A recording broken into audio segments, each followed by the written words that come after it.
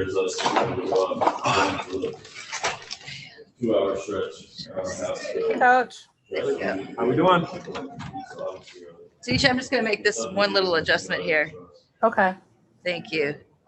There we go. Okay. All right. We're good to go. All right. We're going to start off with Dave. Hey, Frank. David Gwenneman. I wanted to know, when you look at those last two games, in particular, the second game, what do you got to improve on in this game against Utah to get where you want to be? Other than everything, coaches always want to clean up everything. I think we're doing some really good things defensively.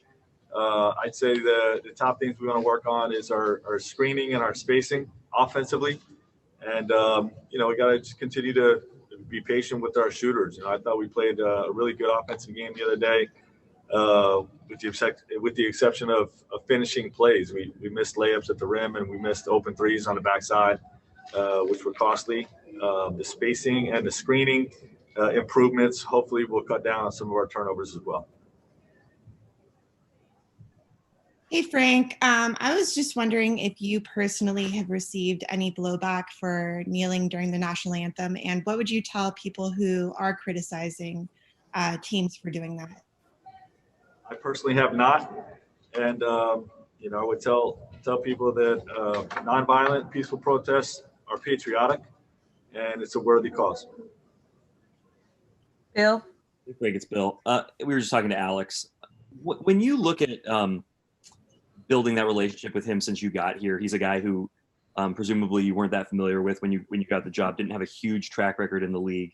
What's the process of learning to trust a player that you're still getting to know, going way back into early in the season to this point now where you're leaning on him so heavily in crunch time? Which player are you talking about? Sorry. Alex. Yeah, like each day you're around a guy, you get a little bit more familiar. You study a lot of tape on a guy over the off season.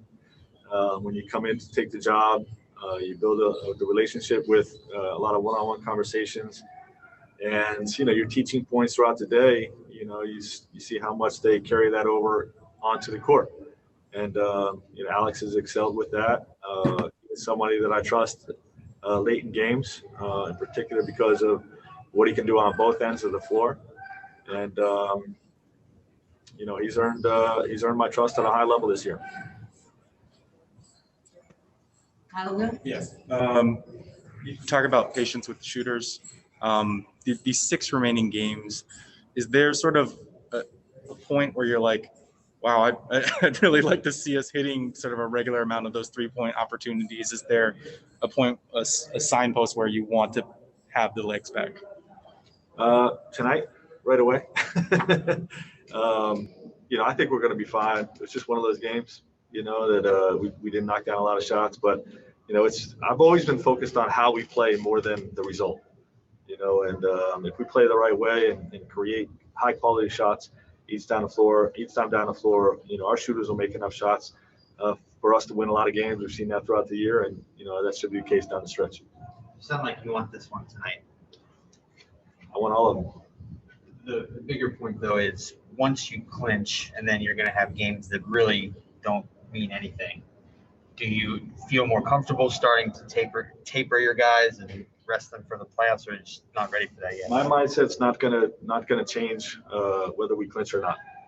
It really isn't. We have to get better every time we're on the floor.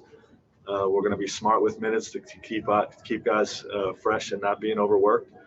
And I don't anticipate that changing based on anything that happens in the standings. What made you decide to have shootaround today? We decided this the other day. This had nothing to do with losing to Toronto. It was just one of those things where we're limited on practice time right now.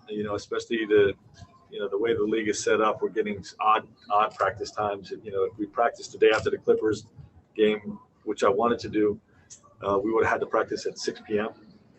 And I didn't want to do that.